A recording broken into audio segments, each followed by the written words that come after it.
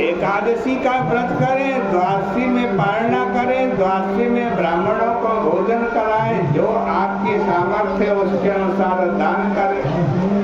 हो सके तो स्वर्ण का दान अवश्य करें। स्वर्ण के दान का बड़ा महत्व है द्वादशी के दिन।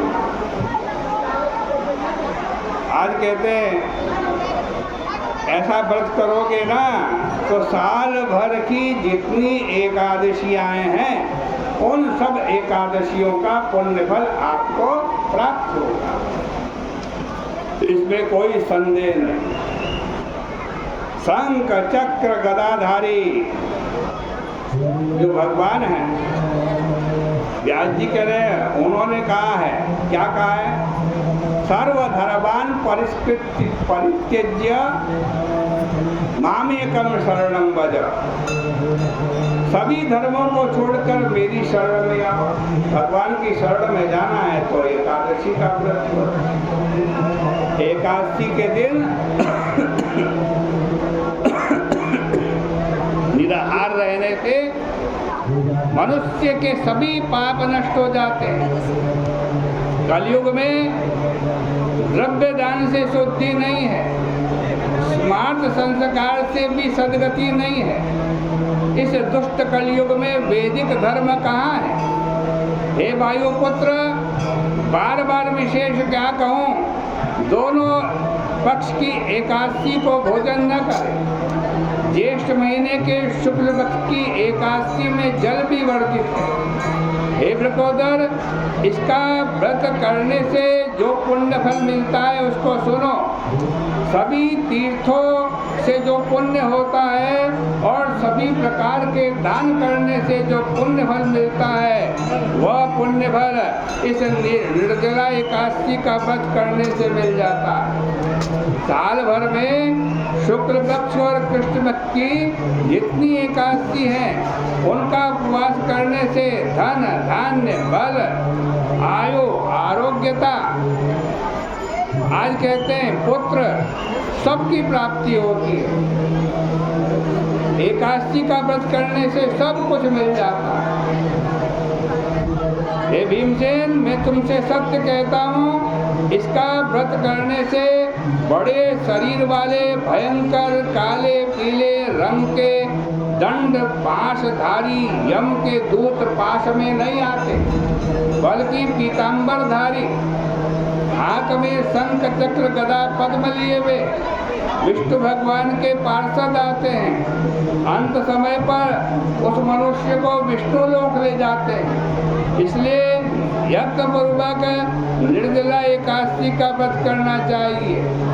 जो जलदान और गौदान करने से मनुष्य सब पापों से छूट जाता है। हे भीमसेन, इस प्रकार एकादशी का व्रत करें। व्यास जी कह रहे हैं, इसको सुनकर पांडवों ने इस व्रत को किया। उसी दिन से भीमसेन ने भी इस व्रत को किया और भीमसेन ने इस व्रत को किया तो इस एकादशी का नाम क्या पड़ गया? भीमसेनी एकादशी। इससे विख्यात हो गई है। हे राजन, इसी प्रकार सब पापों को दूर करने के लिए तुम भी यत्न पूर्वक इसका व्रत और भगवान की पूजा करो। हे अनंत, हे देवेश, मैं आज आपका निर्जल व्रत करूंगा और दूसरे दिन व्रत की पालना करूंगा, ब्राह्मण भोजन कराऊंगा, यथाशक्ति दान करूंगा, फिर स्वयं भोजन करूंगा। इस मंत्र को पढ़कर सब पापों को दूर करने के लिए इंद्रियों को वश में करके श्रद्धा पूर्वक व्रत करें। स्त्री अथवा पुरुष के यदि सुमेरु के समान भी पाप क्यों ना हो, सुमेरु पर्वत मंदराचल पर्वत के समान भी पाप क्यों ना हो, यह एकादशी सब पापों को भस्म कर देती है। जलदान और गौदान न कर सके तो कलश में वस्त्र लपेटकर स्वर्ण दान करें। जो कोई उसमें जल दान का नियम करता है, उसको हर एक प्रहर में करोड़ों फल स्वर्ण दान करने का पुण्य फल मिलता है। इसी एकादशी के दिन स्नान, दान, जप, होम जो भी मनुष्य करता है वह सब अक्षय हो जाता है। यह कृष्ण जी ने कहा है, हे राजन, जिसने निर्जला एकादशी का विधि पूर्वक उपवास किया है उसको और धर्म से क्या प्रयोजन। व्रत करने वाला विष्णु लोक को जाता है। हे कुरुश्रेष्ठ भीमसेन, जो एकादशी के दिन स्वर्ण, अन्न, वस्त्र का दान करता है वह उसका पुण्य अक्षय होता है। अक्षय में कभी नष्ट नहीं होता। एकादशी के दिन जो अन्न खाता है वो पाप खाता है, इस लोक में चांडाल होकर मरने के बाद बुरी गति को प्राप्त करता है। जो ज्येष्ठ मास के शुक्ल पक्ष की एकादशी का व्रत करके दान करेंगे, भगवान कह रहे वे मेरे परम पद को प्राप्त होंगे।